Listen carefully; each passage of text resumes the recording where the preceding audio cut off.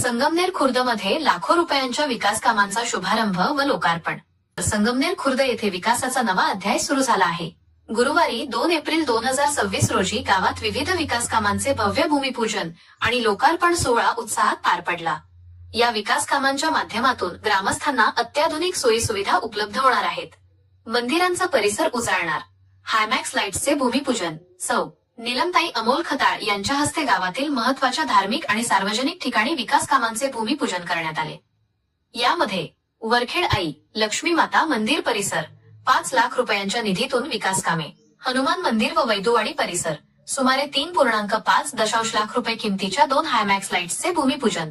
यामुळे हा संपूर्ण परिसर रात्रीच्या वेळी प्रकाशाने न्हावून निघणार असून सुरक्षिततेच्या दृष्टीनेही हे पाऊल महत्वाचे मानले जात आहे।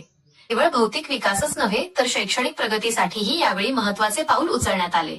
जिल्हा परिषद शाळेसाठी इंडक्टिव्ह बोर्ड, डिजिटल शिक्षणाला चालना देण्यासाठी आधुनिक बोर्डचे लोकार्पण, विद्यार्थ्यांच्या पिण्याच्या पाण्याची सोय करण्यासाठी नवीन टाकीचे लोकार्पण, या दोन्ही कामांसाठी अंदाजे 1.5 लाख रुपयांचा निधी खर्च करण्यात आला आहे।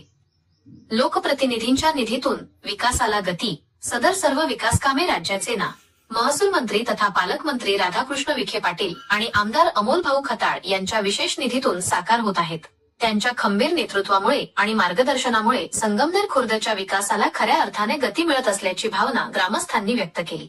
गावात एकाच वेळी रस्ते, प्रकाश व्यवस्था आणि शैक्षणिक सुविधांचे जाळे विणले जात असल्याने नागरिकांमध्ये आनंदाचे वातावरण आहे। विकासाची ही गती अशीच कायम ठेवत संगमनेर खुर्दला प्रगतीच्या नव्या उंचीवर नेण्याचा संकल्प या कार्यक्रमाच्या निमित्ताने व्यक्त करण्यात आला। या सोहळ्याला गावातील प्रतिष्ठित नागरिक, सामाजिक कार्यकर्ते आणि ग्रामस्थ मोठ्या संख्येने उपस्थित होते। रिपोर्ट रामा लोखंडे, जनता ठाणेदार न्यूज।